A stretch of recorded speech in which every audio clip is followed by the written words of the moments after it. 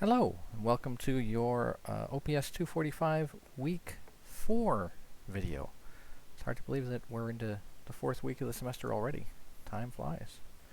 So this week, you're going to get a lecture that is, well, I'm not using the slides on the wiki. Well, let's put it that way. I have a PDF that I posted for you called Scripting Exercises. I can't remember if it's week 4 or lab 2. It's one or the other in the, I don't want to get out of this right now because I want to go through it and then we'll do it. It's one or the other. It's in the week 4 content folder. That's what I'm following right now. And I'm actually going to do it and explain everything as we're going. But I'll give you a little bit of overview first because explanation is good, right?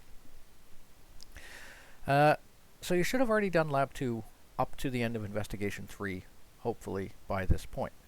And in investigation 3, you did a manual backup of all 3 of your virtual machines, right? CentOS 1, CentOS 2, and CentOS 3. And I've stressed to this point, and I'm going to stress throughout the course again, you need to back up your VMs every lab, right? It's an important thing. Every time you make a major change, back up your VMs. However, as you notice doing it manually, it's kind of tedious, isn't it? And it's kind of boring. You just issue a command, you chill, wait, issue another command, wait, issue another command, wait. You're probably thinking, so it seems like there's something I could be doing better with my time. And I thought the same thing when I first took OPS 235 way back, which I'll touch on in a minute. And there totally is. We could improve this by writing a script to back up all 3 of your virtual machines. So that's what we're going to do. And when I was a student in OPS 235, that's exactly what I did. I was talking to one of the lab assistants, and he said, you know, you could just stick the commands in a file and stick the bin bash tag on it, make it executable, and just run the script and walk away. I was like, really? Show me more. And he did. And I did that. And then I shared that with all my friends because I'm a nice guy. So we're going to do something similar, only we're going to use Python, not bash scripting, right? And you should already have a template for what I'm going to do. In week 2, we used that git clone command, and it got all the templates for everything we're going to use for the semester. So you should already have that template. That's exactly what I'm going to open. And if you haven't done that, you should go back and do that before you watch any more of this video, because it's kind of an important thing. So the script that we're going to write here is not the most efficient way of doing this, but it shows you some of the scripting logic and syntax in Python, and you should already be a bit familiar with some of the logic from Bash, right? Because we're going to use if statements, which work the same. We're going to import some modules. We've already done that, right? We're going to run some commands in Linux, or we're going to pass it to the operating system, which is Linux, to say, hey, I need this information. It's going to do some stuff, and it's going to kick it back. We're going to use a couple functions in Python to do that. We're going to use subprocess check output to run the who am I command and store it in a variable, so we can check to see if the who the current user is. We're also going to use OS, so from the OS module, get EUID, and that's going to give us the current user's user ID as they're represented by the operating system. And a really cool thing about user IDs, 0 is root. Anything above 1000, starting at 1000, is for users on the system. And anything between 1 and 999 is used for processes on the system, because all running processes run as a user, usually a user related to that process. So for example, you know, an Apache web server, which you're going to learn about later this semester, runs under the user Apache. So we can simply, since we know root is the user who should be running the script, right? And we know when you run the sudo who am I, you get I am root, right? We can do a very simple check to see if the script is being run with root privileges or not. And that's it right here. If the current user is not equal to 0, right? If the output of this, then they're not root. So we'll print out a handy message that says, hey, this is who you're logged in as, and you must be root. And for our exit here, we can use sys.exit and pass a message here. Now sys.exit is another really cool thing. You can control these exit codes better in Bash, but in Python anyway. In Linux, all commands, if they exit successfully, they exit with a 0 status code. Keep that in mind, right? So any non-zero, that indicates a failure. You can have your Python script do that exact same thing, pass the information to Linux so you can indicate errors using sys.exit. If you call it with nothing in here, then it indicates a successful exit.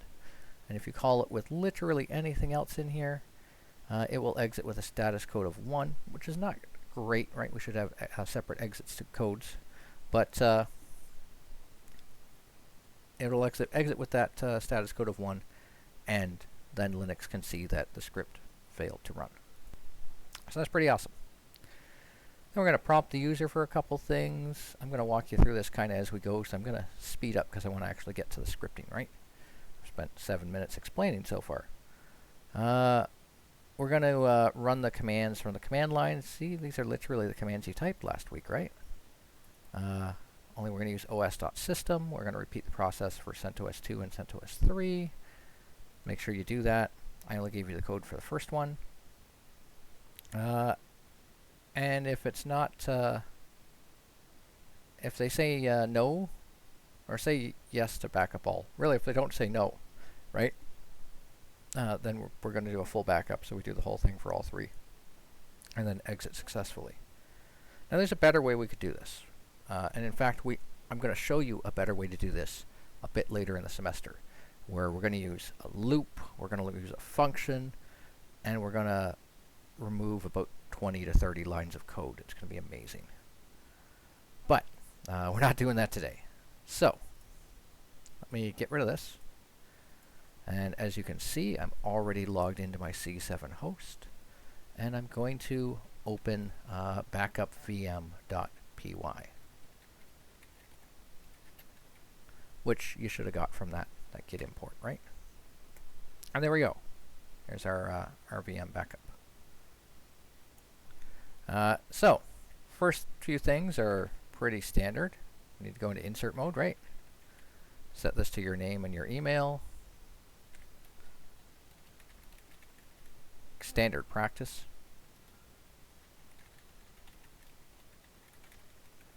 I think I explained this too, why it's a standard practice to put this in industry.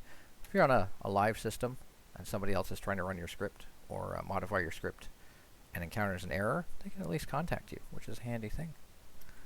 It's May 28th today, 2023. We've got our purpose, we've got our usage. In a really well documented script, I would have gone into exit codes here, but I didn't do that. So, first thing we're going to do, let's get out of replace mode. Oh, I'm not in the right window. There we go. There we go. In case you're curious how I did that, I don't know if this works on every keyboard, right? But once you're in insert mode, if you type insert on your keyboard, the insert key, notice your prompt changes to replace, and it'll replace the text. And if you want to get out of that, just hit insert again. Handy shortcut. So I'm in insert mode in Vi, and I'm going to type, I'm going to import these 3 things: the operating system module, the subprocess module, and the sys module. And that's actually not correct because it's system and sys that I'm importing.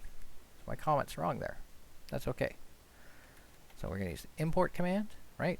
OS, system, and sys. I don't think that's correct. Hold on, let me go confirm. Good thing I have my old stuff. Aha! I found the culprit. It is subprocess. So replace system here with subprocess. Because otherwise this just isn't going to work.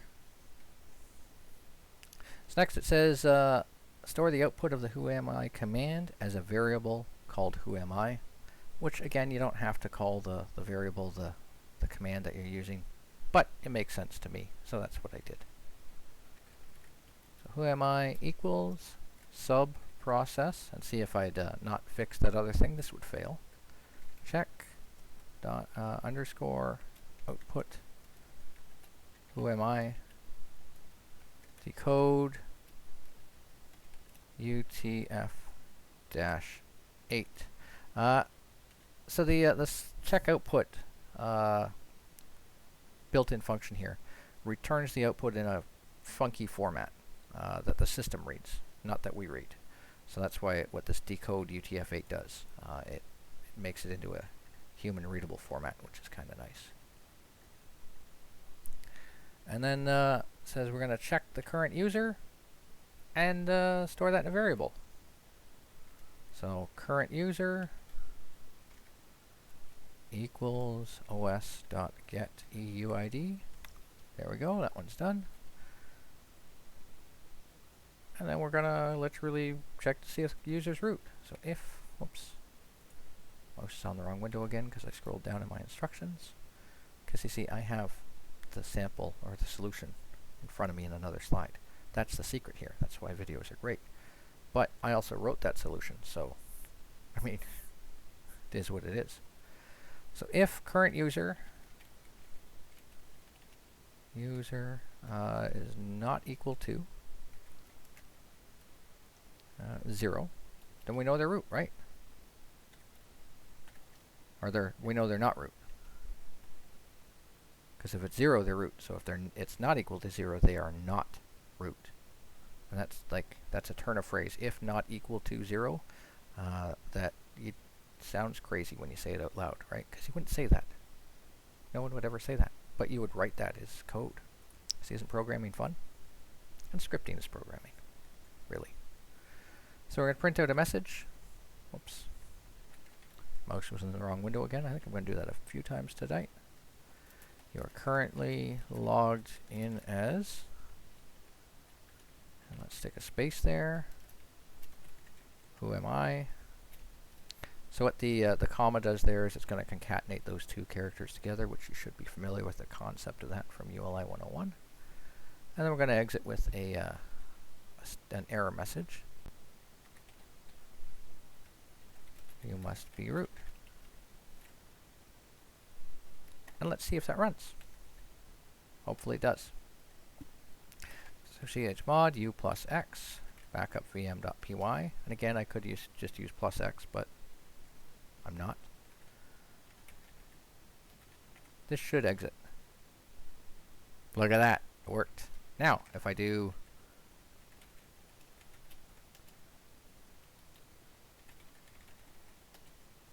it showed nothing on the screen. It ran.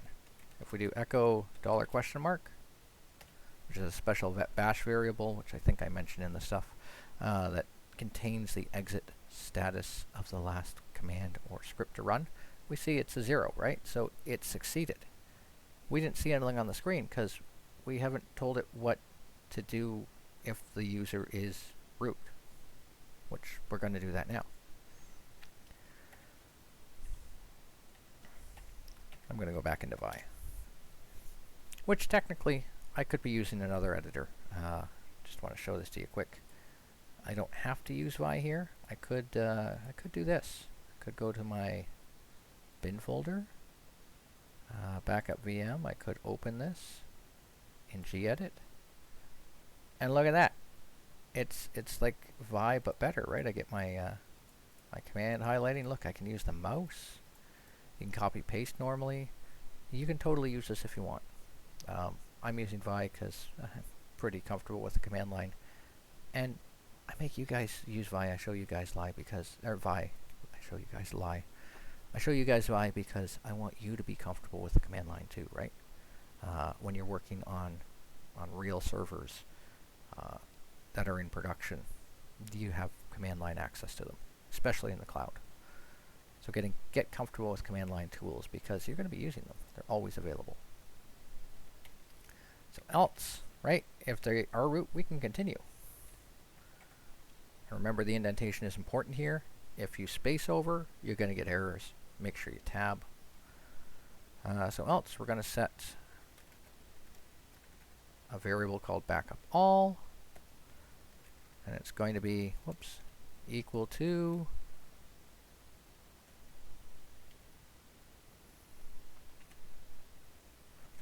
and I paused because my spacing looks funny here. Do you wish to back up all VMs? Now, if you're going to prompt somebody for some information, it's nice to let them know what the options are, right? So Y or N. We're not going to accept anything else, just Y for yes, N for no. It's pretty straightforward. Oh, I got extra space there now, I think. In case you're curious, I hit DD there. So if backup all, we've got a nested if statement here. That's what that's known as, right? So we're in our else block. We're doing another if statement. There's going to be a couple in here. Equals, whoops.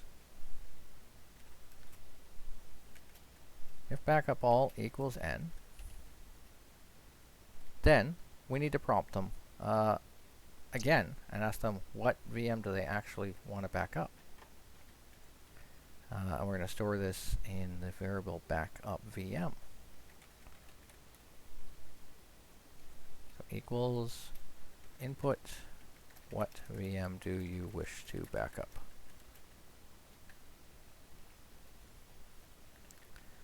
And I'm going to stick a, I don't think I remember to do this in the instruction. Oh, I did, I just missed it. I always stick a space in there just because it makes it a little more readable.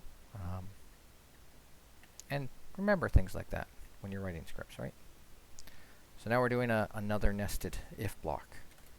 If backup VM, and that's going to fail because I didn't spell that correctly.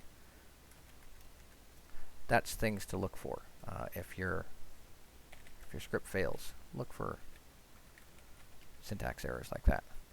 If it equals CentOS1, then we're going to print out that we're backing up CentOS1.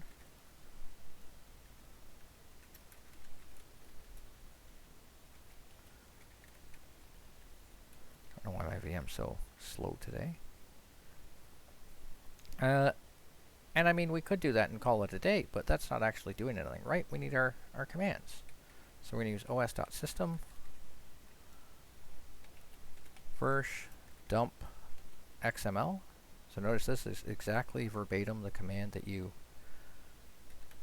ran in the lab last week, or didn't if you haven't finished it yet. And I'm going to store that in home, JM Carmen, backups, CentOS1.xml.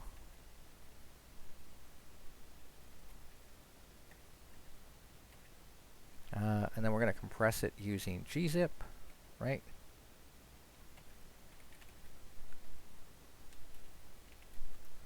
So, not compress that file, we're going to compress the hard disk. I'm going to talk about this in a second.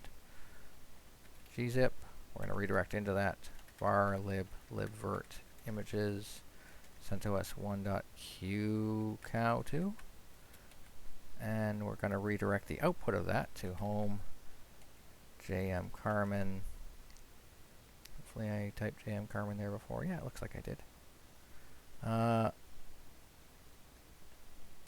Slash backups, CentOS1.xml. And that'll do CentOS1.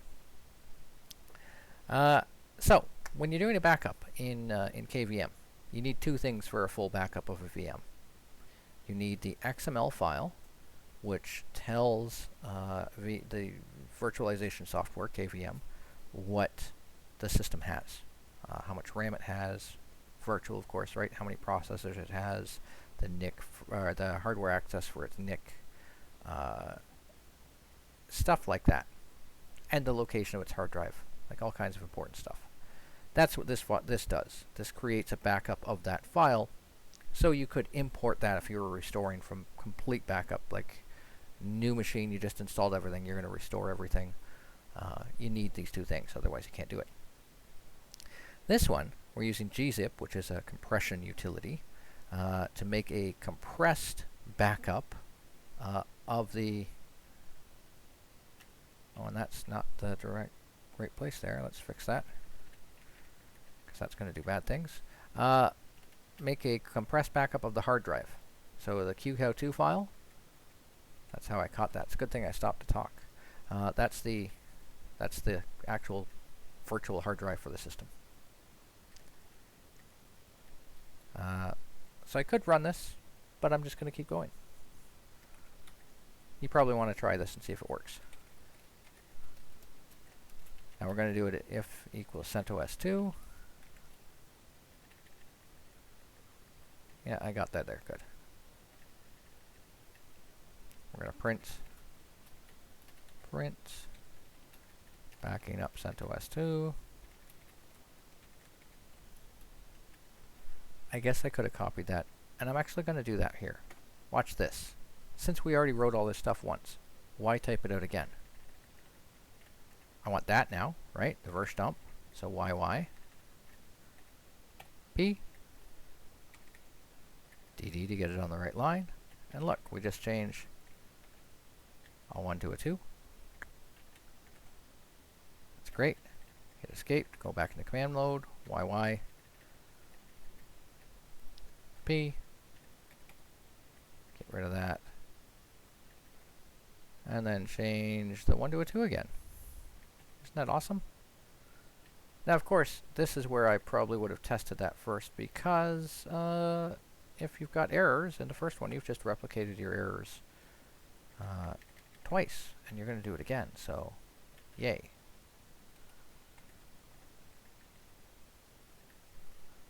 I'm going to steal that. We're going to steal everything this time. Be ultra lazy. Remember what I said. Good sysadmin is a lazy one. I'm going to go one step further. I'm going to steal this one too. Because I forgot I need that.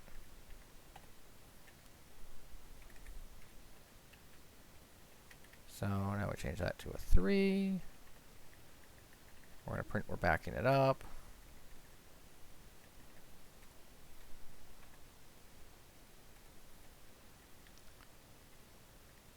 And that, oh, see, that should say CentOS 3, shouldn't it? I copy pasted when I did this and messed something up.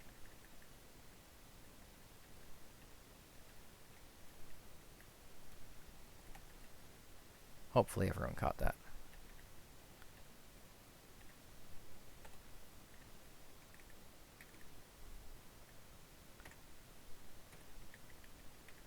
So we make the 2 a 3. Dump the XML file.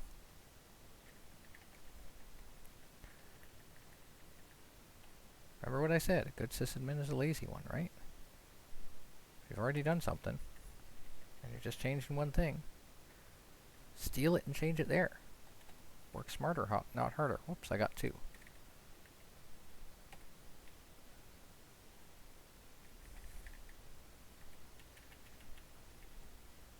we change our 3 to a 3. And then, else. We're actually going to have to type here. Whoops. Else. That's not indented properly, so that's going to complain at me. Make sure that is indented properly now. I don't know why my VM's so laggy today. Else, we're going to display a message saying that everything's being done. No, sorry. We're not in that block yet. Else, they didn't select CentOS 1, 2, or 3, so they selected something that doesn't exist. So sys.exit,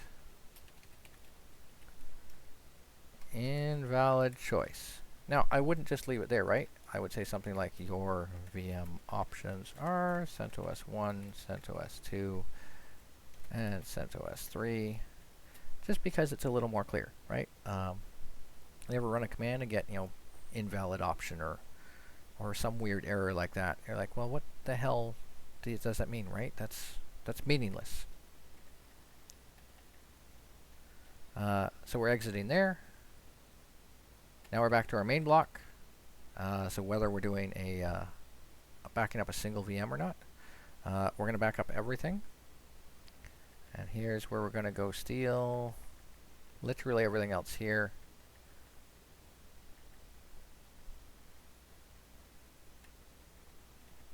We're going to steal that. CentOS 1. P. And remember to change the formatting, because that's important. Now I could have stolen those other ones and just changed the stuff, right? But I'm going to do that with this just like I did last time. Then you get a shorter video too. And hey, when you do this, it's less work. It's not cheating if you wrote the code yourself. Certainly not cheating if I showed you how to write the code and you're doing exactly what I'm doing. So we got our gzip now, right?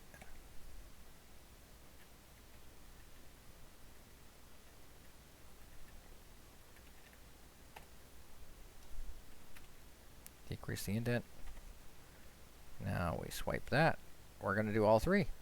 Backing up one. I'm going to, instead of editing it each time,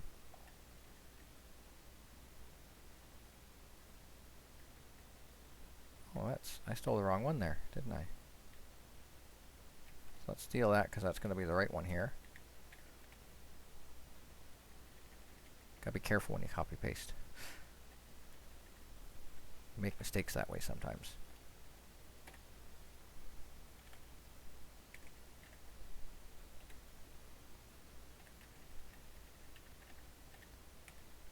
I think I messed something up. Hold on, let's steal that again.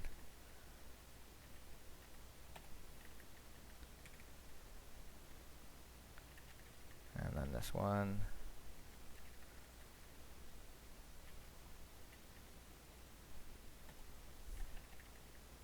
And see, I didn't have to change the indent this time, so that was great.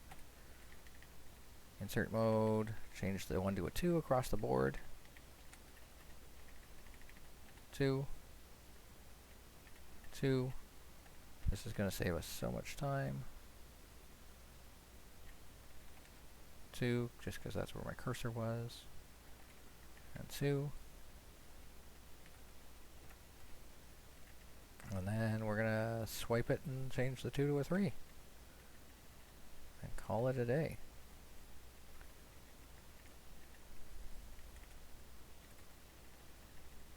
I hit Y one too many times there, I think, but I got it.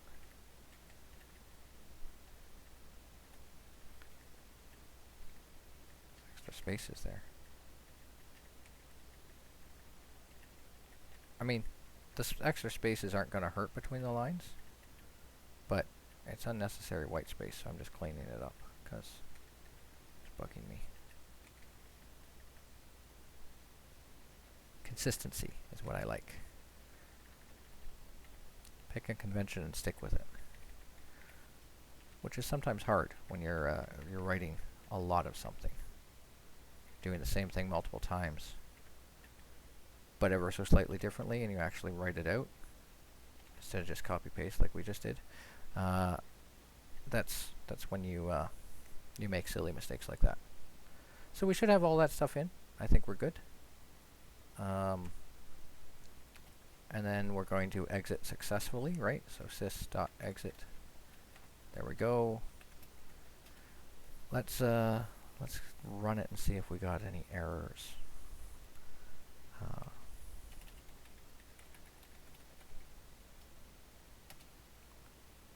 Oh, because I forgot sudo. Give my password. That's normal. Let's say no. Oh. Let's go look. Something tells me I mistyped the name of my variable.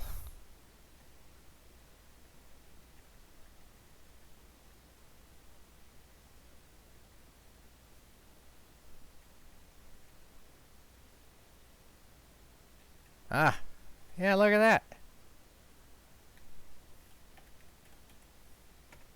Capitals. Case sensitive. So let's say CentOS 1. I'm going to cancel this just to see if it works. And it's working. It's sitting there. I'm going to kill it, which is not a good idea if you're actually doing this. But we're going to do it for real, and I'm just going to say yes to all of them. So we know it's hitting that block. Let's say no, and say CentOS 2. We know it's hitting that block, right?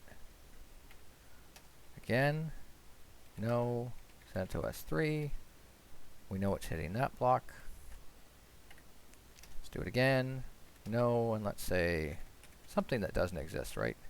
It doesn't matter that I spelled it wrong. I typed too fast and spelled it wrong, but whatever. We got our error message, that's good. And we're going to say yes this time. And it's running. Now you're going to find this takes about 5 minutes per VM. 5 to 7 minutes. And it's going to get longer the bigger the VMs get. And you're probably thinking, well, that's not really saving any time, is it? Well, guess what? It's an automated process, at least somewhat automated now, right? If this was a real system, there's tools where you could actually completely automate this so there's no intervention at all. You don't even have to run the script. You just tell cron, which is a service on the system, to run it at a particular time and day and have it send you an email when it's done, and you're good to go. But in your case, this has completely automated this process, so you don't have to do it the tedious way you did in Lab 2 in the previous investigation. And now, when you're backing up your VMs after every lab, which you should do, you can lock your computer, go to the bathroom, go get some water, go get a coffee, chat with your friends, play a game on your phone, look something up on the internet, write out your lab logbook stuff. Like, there's all kinds of other stuff you can do because you're not standing there waiting. You don't have to go back and like, oh shit, I gotta pay attention, you know, in like 3 minutes I'm gonna get prompted for another thing, right? It's just, it's an automated process now. And that's why I did it, right? That's when I wrote my initial backup script. And since I'm waiting for this to do, I want it to kick over and make sure it runs as it should. I'm going to show you my original backup script because it's on the internet. Can't remember if I showed you this or not, but this is my blog that I started when I was still a student. This is running on WordPress. It's free. I haven't updated it in years, just because I don't have time anymore. I'm busy creating content for other courses. I actually, I don't even think I've updated this list. Yeah, look, I haven't even updated this list. This is not correct this semester. This is from, I don't even know what semester this is from. Not last semester. I'm really bad at that.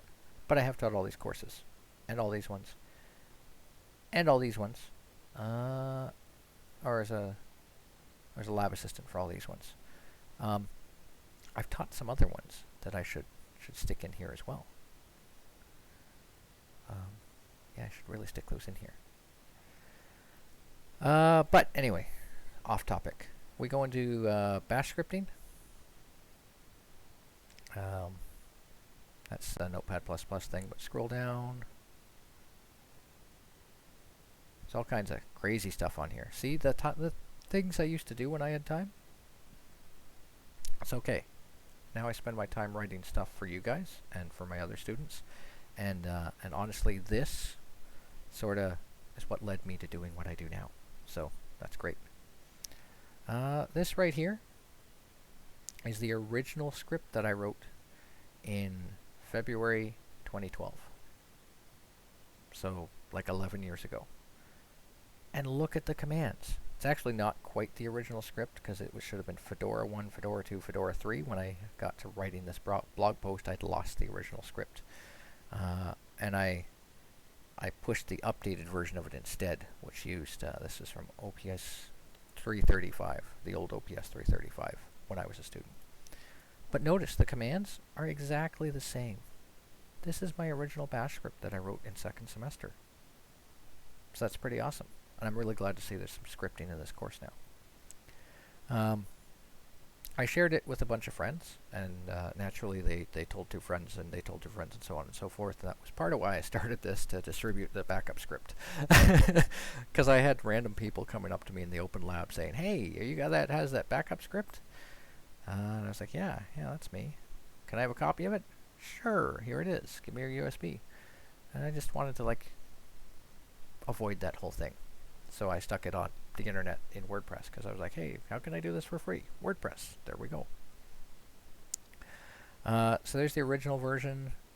I took Bash scripting, which used to be a course, OPS 435, which is now OPS 445, and it's all Python. You're going to take that in your 4th semester. I learned some more about variables and stuff in Bash scripting, and I ported that back in fall of 2012 to use variables to make this a little more portable. But I still didn't like this because it required copy pasting if you added more VMs here, right? If you had a 4th VM, you had to copy paste a whole bunch of code, which isn't great. There's a comment on there. I should probably read that at another time. That's interesting. Anyway, and then I ended up sitting down to write a progress bar. Since we're still on CentOS 1, right? You see, it's just sitting there. It was driving me nuts that it was sitting there. So I sat down to write a progress bar because I had another project I was supposed to be working on, and I was stuck at one thing trying to figure out the problem, and it was a scripting problem. I was like, you know what? I just need to screw around with something else for a while. I'll come back to it. It'll get done. And I sat down to add this bit of code, which is what I figured out. And there's probably a more elegant way to do this. But I changed the script to send that gzip as a background process, and then while ps pipe it to grep for that process ID is not equal to nothing, there's something there. Echo with new line suppression, pound on the screen every 3 seconds. That's what the sleep 3 does. And then this just keeps everything aligned. Anyway, I figured out this code, and I was like, you know what? There's a whole bunch of other ways I can make this more efficient, so let's just do that. And by the time I was done, here's all the original code. If I click on safety here, I'd written like 203 lines of Bash. I'd created an array. Look, instead of variables for each VMs, I made it an array. I created a log file. I created, look, functions. I had like 4 functions or 5 functions, which is crazy. This one backs up the VMs. It also restores them. This is just for managing the log file. This is the progress thing. This is completion. But it does some cool stuff further on. That's for parsing the command line options. This is all error checking. And see, I didn't comment this super good. This could be done better. This is all error checking the different options. And then beginning automated backup. If it's 1, then we're going to back it up, and we're going to call it, this is calling the built-in time command, which is a cool thing. You can stick that in front of any command, and it'll tell you how long it took. It's really handy. And call it for just 1 VM with the source and destination path. Else, for each VM in the array, call it within a for loop, which is what we're going to layer on later in the semester when we learn loops and functions. We're going to learn the code to at least port the backup portion of this. And I even built in, if it's a fresh install on the host, install the virtualization software, update the system, and this is the old way of starting and enabling the service to start on boot. And I used this so much that I ended up porting it to Debian with VirtualBox as well, which is pretty awesome. Could come in handy someday. Probably going to come in handy someday. Yeah. Let's see. Oh, look, it's on CentOS 2. So that's great. Yeah, if you want to check that out, my name, jasoncarman.wordpress.com. There's all kinds of stuff on there. Just nothing that I've written in a long time. Like, the last update I posted there was probably 2014. No time anymore. I'm busy creating stuff. That said, I'm just going to let this finish off screen. I hope you found this video worthwhile. I hope it helps with the bash scripting, and I hope I talked enough about like why we do this sort of stuff. If you have any questions, don't hesitate to ask me in the lab class this week. We're working on literally this week and getting caught up in Lab 2 if you're not quite at this point. Take care. Be safe. Have a great week. I will see you in our lab. Bye for now.